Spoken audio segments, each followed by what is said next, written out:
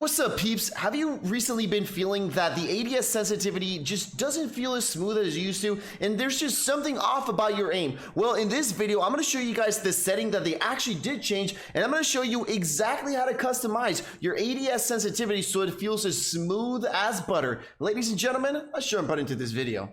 So we're going to go into the options menu, and we're not really going to be talking about horizontal and vertical sensitivity. This is just whatever you please. I have that at 9.9, but we're not really going to be talking about that. We're going to be talking about this one, the custom sensitivity per zoom. Obviously, if you have this off and you're moving this number, then very, very important, go ahead and turn this on. So one of the things that they did change, a lot of people know this, but I feel that a lot of people haven't caught on to this, is the low zoom and the high zoom have been a little bit different. Before, the way this worked was that low zoom was anything below 3.25x, right? So like the VLK scopes or red dot side scope, everything fell in the same category. And the high zoom was everything above a 3.25x, right? Pretty simple, pretty straightforward. But they changed this. Now high zoom is only 9x or above, which basically pretty much useless. And low zoom is anything less than a 2x. So now you have to customize each and every one of these zooms, but I'm going to show you guys exactly my values so you guys can see how I customize it. So this is where it's important. Again, remember, do not copy exactly the values that I have,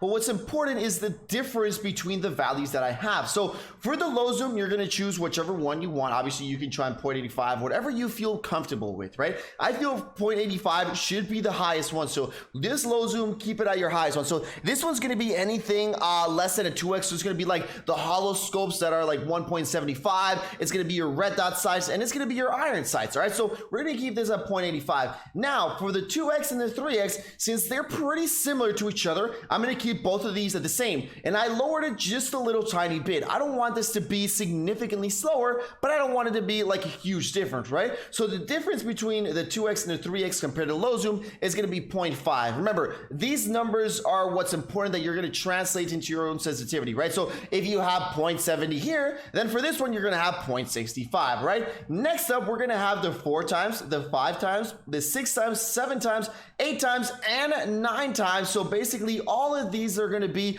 exactly the same, and the reason why I do this is because 3x and 2x are going to be kind of like your VLK and your 2 times scopes and everything like that. But if you guys didn't know, the Car 98 sniper scope is actually a 4.x scope, and I believe the Swiss is a little bit more zoomed in, and I think it is a 6 times. So basically everything that's above a 4x, obviously I believe there is an ACOS scope as a 4x, but not a lot of people use it, but everything above that 4x is going to be in the sniper realm, right? So that's why you want to have all these about the same. Even if they're a little bit more zoomed in than each other, you want to have all your snipers feeling exactly the same. So whenever you pick up whatever sniper, even if it's a Swiss, the Car 98 variable scope, they're going to feel about the same speed. And that's why, again, you want to have the same thing when you pick up a 3x, when you pick up a 2x, you want to have the same thing. Now, for this one, it's going to be a little bit of a higher jump. Instead of 0.5, it's going to be, as you guys can see here, 0.7. So remember, whatever you have in the first one, then for the 2x and the 3x, subtract 0.5, then everything below that, subtract 0.7 from that. And again, remember to try these out just a little bit. Again, if you're playing in the same realm like 9.9, 8.8, you're going to be doing this. If you're a little bit higher sensitivity, then you're definitely going to need to decrease this number.